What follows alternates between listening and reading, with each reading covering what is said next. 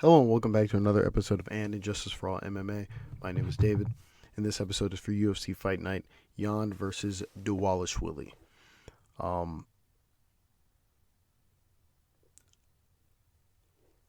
This fight night was pretty fun. A lot of cool finishes. It had me clapping at certain moments. Had me really excited for certain fighters, and then the main event just kind of plateaued. I do want to talk about the main event. I have an interesting thing to talk about there. I know it ended in, I guess, dominant fashion, but I think there's a few things that are swirling in my head. But first thing we have to get started is we haven't had an injustice in a really long time, and I'm sure I found one. We have an injustice. It's plain as day. Henry versus Gravely. This fight was an injustice. It should have ended in Gravely winning. I had this 29-28 for Gravely. I gave Gravely the first and the third round. Okay, this fight ended in a split decision. I'm going to read the description.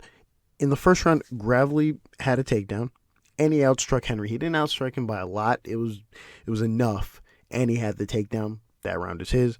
You go to the second round. Gravely had a takedown, but was outstruck by Henry by a wide margin. That's definitely Henry's round. And then you go to the third round where they're both trading. I mean, they're pretty even on the feet on strikes. Very even on the feet on strikes. And the only thing that changes it, is Henry gets to the ground. It's not really a takedown, but Henry stumbles to the ground somehow, and Gravely lands a multitude of body shots. That is the defining fact. That is the small thing that distance Gravely and Henry from who the actual winner is, and Gravely's the winner in that third round. He's the definite winner in that third round. And the judges somehow, someway screwed this up, and I'll read off the scorecards. First of all, Eric Colon should be out of here. Eric Colon, 30-27 to Henry. 30-27 to Henry is insane. First of all, he gives the first to Henry. No. Then he gives the last one. Obviously, I guess that's the one we can toss around. But he gives the first to Henry when Henry was 100% outstruck in that round, and he got taken down. I'm lost at what he's seeing. I'm really lost. Then you have Rick Winter, whose scorecard reflects mine, and is, by the way, the correct scorecard. And then you have Saul D'Amato, who messes this up. He gives the third round to Gravely. So two judges gives the third round to Gravely. So they see what I saw. And then the second round he gives to Henry. The first round he gives to Henry. It doesn't make any sense. Gravely won two of these rounds, the first and the third,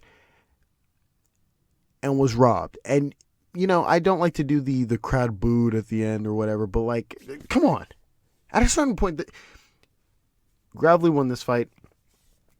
There's nothing we can do about it. We just move on. The card had to keep going. There's so many fights on this card that we couldn't even breathe. You know that feeling when there's enough fights on this. When there's very little fights on the card, they'll throw promos in your face. Instead, we got yep, that's the decision. We move on to the next fight, and that's what I have to do here. An injustice. Gravely got robbed. We go straight to the honorable mentions because no one else got robbed on this card. We go to the honorable mentions. We go to the first one, which is Harris versus Gooden. In this fight, I had this fight 30-26, 10-9 in each round except for the third. I gave it 10-8 to Harris in the third. In the first round, Harris outstruck Gooden. In the second round, Harris had a takedown with ground and pound for about 2+ minutes. Could say 3+ minutes. They said he controlled for 3+ minutes, but third round, he had 4 takedowns with ground and pound for pretty much the entire round. Possible 10-8, but I put a 10-8. you go to the judges' scorecards. All three judges, I believe, had it 30-27 for Harris. They didn't give a 10-8 in that third round at all. That's fine. Again, it's a possible 10-8. I think he did a lot in that round, enough to get a 10-8. But that's just me. You go to the next honorable mention, Assuncao versus Grant. This fight was fun. This fight was really fun. This fight ended in a submission win for Grant. In the third round. In the first round, I gave Grant the first round. I gave the second round to Assuncao. I was really confused by the commentary. This always pisses me off because it pisses me off. Anytime I'm listening to the commentary, and then I understand the coaches telling their fighter, hey, we might be down 2, blah, blah, blah. That's fine because they're used to that sort of feeling of like, this is weirdly close. Now, I don't think that because I'm watching from TV, so I can't really feel the energy. But, I hate it when the commentary is just like, yeah, he's down 2. He has to find something here. I don't like that because it's like, in my head, it's like, no, it's 1-1. But, that's whatever. That's a nitpicky thing. Like I said, and in a submission for Grant in the third round. In that first round, Assuncao had a takedown, but Grant outstruck him pretty well. Assuncao had a takedown, but he didn't do much with the takedown. And Grant outstruck him on the feet, enough to win him that round. You go to the second round, Assuncao had a takedown and outstruck Grant on the ground and on the feet. So, boom, Assuncao's round. And then you go to the third round, which is kind of special. Before the submission happens, Grant felt as though he needed a finish here. And based off me looking at these scorecards, it looks like he was right because he was probably going to get, if he had won this third round, he was probably going to get jobbed. I would have pointed out that this was an injustice, but it didn't, thank goodness. Before he came into that third round looking for, basically going forward, looking for a finish. And in the third round, he was outstriking Assuncao, and there was a point in the round where Assuncao was looking for a takedown, kind of had his legs for a little bit, but Grant used the fence to kind of pull himself up. He'd grabbed the fence a couple times earlier, but these weren't like, I don't want to say he was doing that thing where he was he was pulling himself up. And in this instance, Keith Peterson had enough and pointed him, right? Didn't give back the position. This is the controversial part, I guess, because I mentioned this last week and a couple weeks ago. There seems to be this thing where even though you've been pointed, they won't put you back in the position, or if you foul someone, they still won't give they still won't give you the position that you had. So it's this weird thing where I guess we need clarity on. I don't know. Whatever. They don't give Assuncao back position. Now, they later clarified that Assuncao didn't have dominant position because Grant was on top of him, but that doesn't even make sense because Grant used the fence to get on top of him. It's not as though he was on top of him. Assuncao was just looking. Assuncao had his feet, but I think I get where they're coming from because it's not as though Assuncao had him. He kind of just held his feet and was attempting to bring him, to suck him in and get like an official takedown. Anyways, once they get back up to the feet, boom, Grant goes for it, outstrikes him some more, gets the submission, and that's the winner right there. You go to the scorecards, which piss me off. Mike Bell, he gives the second round to Assuncao, and then gives the first round to Grant. Gives the first round to Assuncao. Nonsense.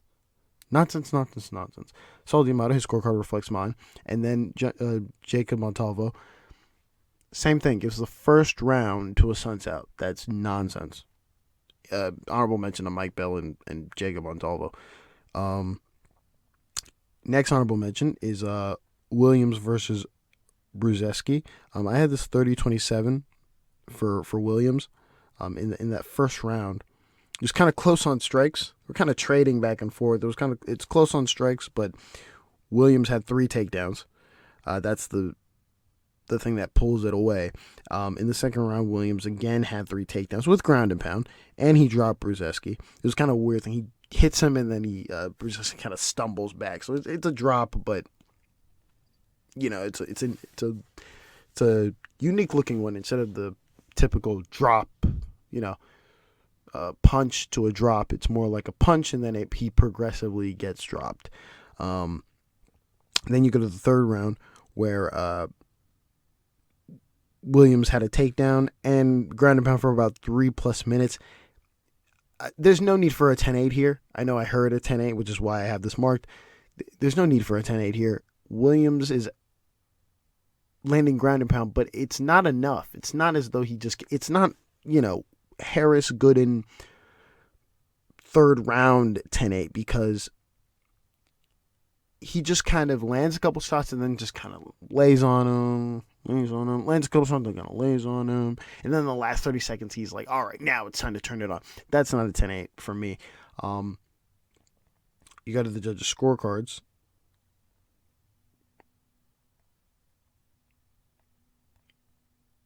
Okay, right. Trying to find it here. You go to the judges' scorecards.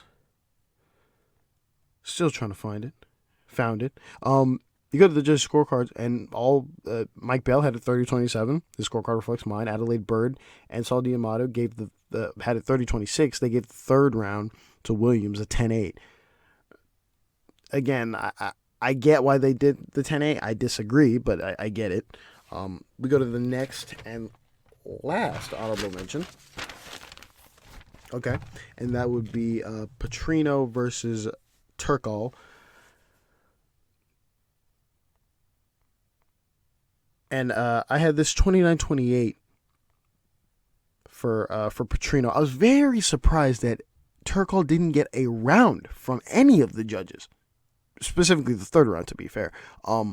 A round from any of the judges. I was very, very, very, very surprised. It made no sense. I was like, what fucking fight are we watching here? In the first round, Petrino had a takedown with ground and pound and outstruck Turkalj. In the second round, Petrino outstruck Turkalj again. Turkalj had a takedown. But Petrino had like 2 reversals and 2 takedowns and had the more ground and pound. When Turkalj had a takedown, very little ground and pound from him, but Petrino was the most active. He definitely outstruck Turkalj in that round, even though there was a lot of grappling down there. You go to the third round, total opposite from the second round in terms of the work that was put in. Petrino had 3 takedowns. He had 2 reversals, right? So anytime he got taken down, he just reversed it pretty much. He had 2 reversals. He had 3 takedowns. And Turkalj had 2 takedowns with ground and pound. He was outstriking Petrino on the feet and on the ground. Petrino had some shots on the feet a little bit, but he was outstruck this entire round. Petrino was, and this is a round that we've gotten a lot of times in the Apex, and usually it's scored correctly. This time they were just like, nah, fuck it, boom, Petrino gets the round. You go to the judges' scorecards. Eric Colon, 30-27, honorable mention to him for the third round. Jacob Montalvo, honorable mention there, 30-27, and then Brian Minner, 30-26, honorable mention again there. He gives Petrino a 10-8 in the first. I disagree with that, but honorable mention either way. That's all for the Injustices honorable mentions. And then lastly, I just want to talk about the main event, Jan versus Dvalishvili. I won't really go into each round. I had it 50-45 for Dvalishvili. But one thing I noticed is the talk, I think, during this fight of just how the stats come up, right? If I remember correctly, I don't have them on me.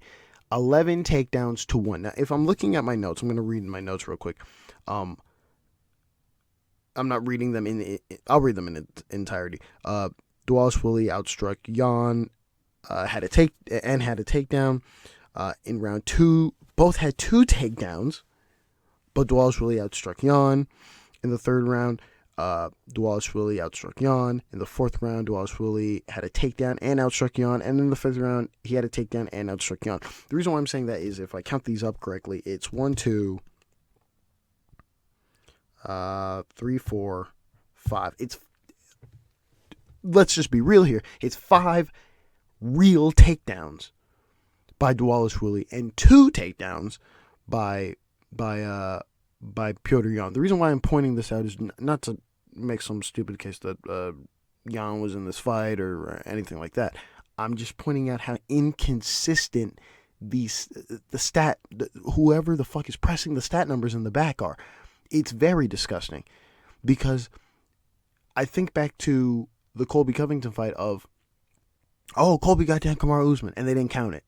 And they shouldn't have counted it. The reason why is they've established that you take down an opponent and you keep him there for at least a little bit of time. At least what is it? Like 3 to 5 seconds is basically the standard. And you look at that fight. You look at even some fights in this card. I'm gonna even remember it. There's a part in this fight. I think Nurmagomedov versus Martinez where I can't remember who, one or the other takes someone down and they pop right back up and they don't count it as a takedown because it shouldn't be counted as a takedown. But when we get into these main events, the stat numbers change when it's a wrestler. They change drastically. I think even in the Spann versus Krylov fight, someone took someone down and they pop right back up, or they just kept moving. It's like, it's not a takedown. They're in this weird neutral zone until someone has established that they have someone's control.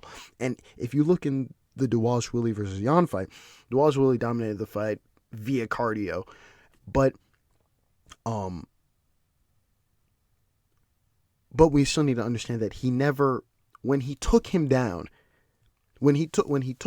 multiple times, 6 of the 11 that they counted are phantom takedowns because every time he put Yan on the mat, Yan got right back up. The only times, the ones that I counted at least, the 5 takedowns that I believe are true takedowns are when Dvalishvili takes him down and kind of holds him there for a little bit and keeps him there, and boom, has it established that was the takedown. Instead, they just give him 6 more takedowns that honestly should not be takedowns.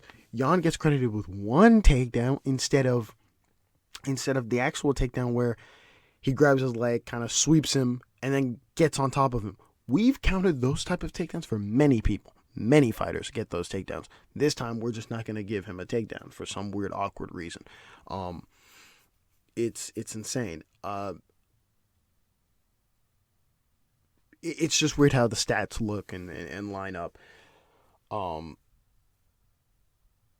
Even flowing online, there's talk of like, hey, or not flowing online. There was like a headline I wrote where Alderman said, hey, don't compare Petr Yan's takedown defense to Aldo. Why shouldn't we? We should. It's in the same ballpark. Dvalishvili didn't establish himself on the ground. He just cardioed him. He cardioed him and pressured him for the entire fight. Let's not pretend that he kept Petr Yan down there. He took him down 5 times. And I don't want to do the out of whatever, because I think that's kind of unfair, given the way they count those, right? Every time someone goes for a leg, that counts as a takedown attempt. That's a bit, that's a bit stat patty in my opinion. But yes, he took him down 5 times, so that's cool, at least on my scorecard. But if we're going to go based off of their numbers, he took him down 11 times. 11 times out of whatever. Petr Yan's takedown defense was still amazing, given that Dvalishvili could not keep him down. Could not keep him down. He outstruck him, and via the threat of the takedown, via the threat of the pressure or whatever. I know it sounds like I'm lobbing excuses, but that's just how I see it. I wouldn't like the narrative to be Petr Yan doesn't have takedown defense like Aldo, when I think he absolutely does. He has amazing takedown defense. He just